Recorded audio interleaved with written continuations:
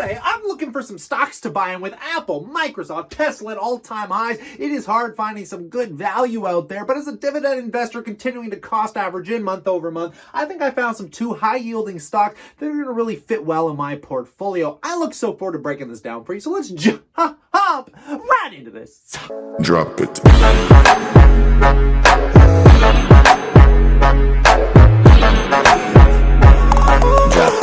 Welcome back, my passive income investors alike, to the two stocks I'm buying as of February 2020. The first one we're familiar with because I already own it, and the second one's going to be a bit of a surprise because it's going to be the 13th dividend stock I am adding to my six-figure portfolio. So I'm going to do a quick overview and give you the bull thesis on why I'm buying these two stocks, but starting with the evil we know best because I already own it, that is RioCan. I currently own $7,500 worth of this stock that pays at a 5.2% dividend yield. And to give you a baseline of what this company is, if you've never heard of it, it is one of the three largest real estate investment trusts across Canada. They are a powerhouse when it comes to performance against the S&P TSX. I'm going to break that down in a sec, but let me give you a full overview real quick. As their enterprise value sits at $14.1 billion, they have 230 properties spread all across Canada, making them very well diversified in their income. But their income is a little rocky, and I'm going to explain that further. But when we're looking at the performance, I think you could throw any individual stock up against the S&P TSX and pretty much outperform it. If you don't know what that is, essentially it is the Toronto Stock Exchange version of an S&P 500, and I'd rather own an S&P 500 index than the TSX because trust me, if you put those two charts together, it's abysmal. But this company has done fairly well overall in comparison, which is why I like owning it. But taking a look at some of the base fundamentals here, and the things that I like to look at right away is the total assets versus the total liabilities. And we can see that they have $14 billion in assets, which is what they said in enterprise value. And the thing that is muy bien is this $6.3 billion in liabilities, because that means they are under 50% leveraged, which is absolutely incredible for looking for some stable dividend income. And taking a look at the income in and of itself, this is where things get a little confusing because we can see it's actually dropped as of 2019. And it's been rocky over the last 5-10 years, and it's been paid out monthly. And the reason it's been so rocky is because of these developments that they're bringing into fruition. So what has been going on is they've been terrified of Amazon. Amazon has shaken the entire retail space, especially for real estate investors, because anybody that owns malls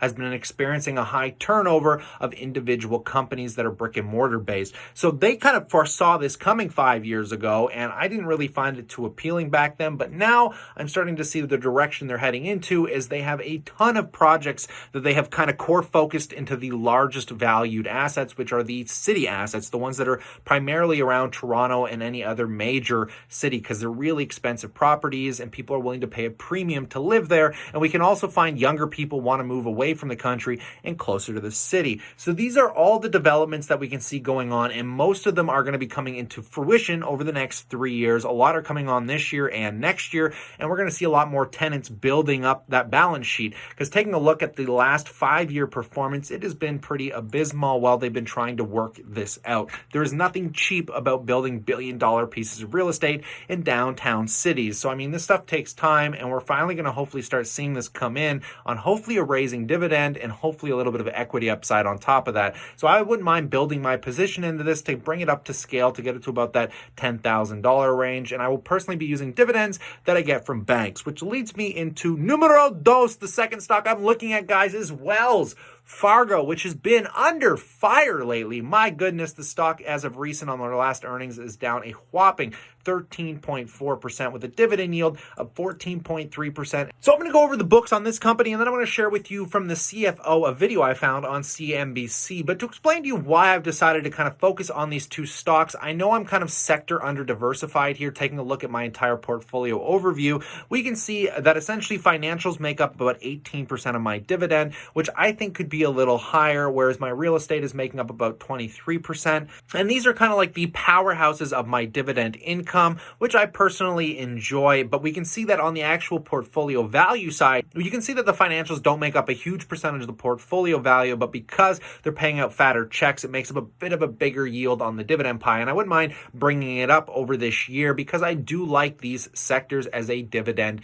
investor. So taking a look, we can see that over the quarter, they have lost a substantial amount of earnings. And there is some really, really good reasons for this that I'm going to explain in a second, because it has a lot to do with the damage that they caused. In fact, if we take a look at the full perspective of this company, which is, by the way, owned by 10% of Berkshire Hathaway, which is also a good feeling when purchasing a company. But we can see that almost in 2008, this stock dropped to $10 a share. It was like a 70% drop, and they had to get bailed out by the Federal Reserve, and they are still dealing with repercussions and the moving around of CEOs and things of that nature. But moving into the actual asset value that's so bloody impressive about this company is the money that they are managing. I'm going to explain to you the security of the dividend as well. Maybe I'll do that first before I show you the crazy amount of money this company's managing, which is probably why they had some corruption in it, because when things get that big, man, it becomes hard to keep track of. But taking a look at the earnings here, we can see that it's about $4.35 a share, and you can see the dividend ratio is $2.04 a share, which means they have some room for protection, about 0.5% of their income, to continue to deal with some of these problems without having to get rid of their dividend payments. But going into the actual balance sheet before we analyze the dividends fuller, this is absolutely mind-boggling. Take a look at the total assets under management. We're looking at almost $2 trillion, ladies and gentlemen, with the total liability sitting at about 1.7, which is a bank. Banks are banks. They're all banks. They're all usually a little bit more heavily leveraged because their primary focus is, loaning money and building credit for people, things of that nature, right? But just try and wrap your mind around a company managing $2 trillion. My goodness. And taking a look at the dividends now, we can see this company has been one of the best growing dividend stocks of pretty much, it's why they sit in the S&P 500, guys. Like, this stock is in the top, I think, 20 or 30 S&P 500 stocks. And this is one of the main reasons it continues to sustain this way, because people love the dividends. As we can see from 2015, let's do a 5-year report here, all the way to 2019, we can see the dividends have increased substantially.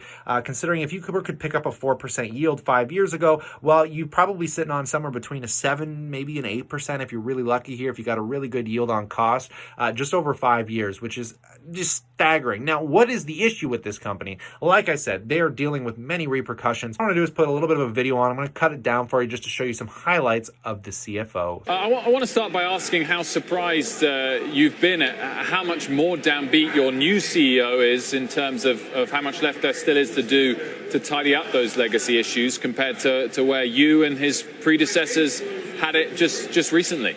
Sure.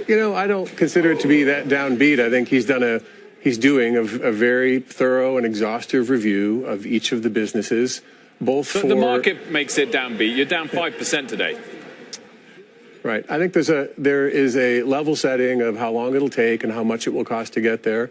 I think at the same time he gave his early observations on the power of the franchise, on the people that he's met, on the relationship with customers. In our quarter, we're growing our customer counts. We're growing several of our businesses. Loans grew across the board. Deposits grew. The underlying franchise is performing. But getting risk and control right, and all that it takes to do that, what it costs to do that, to make sure that we live up to our own expectations and regulatory expectations, is absolutely his first order of business. So I think he was very clear about that. So if you're a member of the board, how much time reasonably do you think we should be expecting to see some material turnaround here?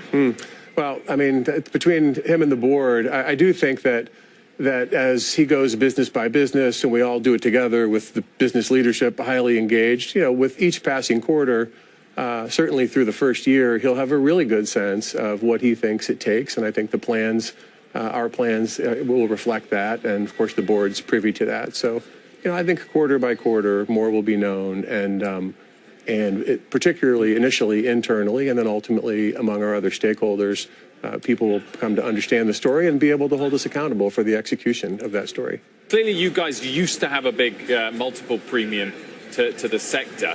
Do you think a chunk of that is gone forever, or do you think that it's all recoverable again in the future? Yeah, I think a big piece of it's recoverable, and that ultimately we should probably settle out where we used to, which is between a pure play regional bank, which may have a similar business model but would have lower capital and liquidity requirements, and so you have a smaller denominator for ROE. And as you mentioned before you had me on, there's a linear relationship between ROE and price to tangible or price to book in bank stocks. So our ROE, if we're operating efficiently with our mix of businesses, should be, it might be a little bit below a high performing or the highest performing regional bank through the cycle. That is, there are some GSIBs that are performing, at the top of the cycle right now, but my sense is that we should get that back. As a value investor, I like finding companies that have been on fire like Wells Fargo, but right now it does not sit at deep discount valuation. The PE sits at about 11.6, which is right in between the average of the overall banking sector. I just think that when companies come under this severe of fire, usually the stock price takes a bit of a heavier dip than it kind of actually relates to the fundamentals of the balance sheet here, which makes it start looking more and more appealing considering the dividend yield, the safety and reliability of this yield. Now, we're not looking at huge equity upside, I think, over the next year or two. I think we could even see some further downside in the macro over the next quarter because they are spending a stupid amount of money to get security and risk under control while still losing clients. So I'm not telling you to go and buy this. It is just one that I'm finding severely attractive as I don't mind kind of scaling up more of my banking sector considering the dividend yields are fairly sustainable. And I really don't think something like 2008 is ever going to happen again to the severity that it did. And, with Warren Buffett's stamp on this company, makes it even more attractive, guys. Now, I would like to know what you think about these purchases. As a quick overview, I'm looking at RioCan. I'm looking at Wells Fargo. These aren't deep value discounts. There are other companies out there that I would consider better value, but for an understanding of a really strong base portfolio that I want to build over the next 2 to 3 years, I think this company could add some really decent fundamental grounding to my overall portfolio. I'd love to know what all of you think about this in that comment section below. This has been a fascinating video, and I want to know what stocks you guys are buying because I wouldn't mind doing some videos breaking down anything you'd be interested in too. So stay cool, stay awesome, guys. I look forward to chatting to you real soon.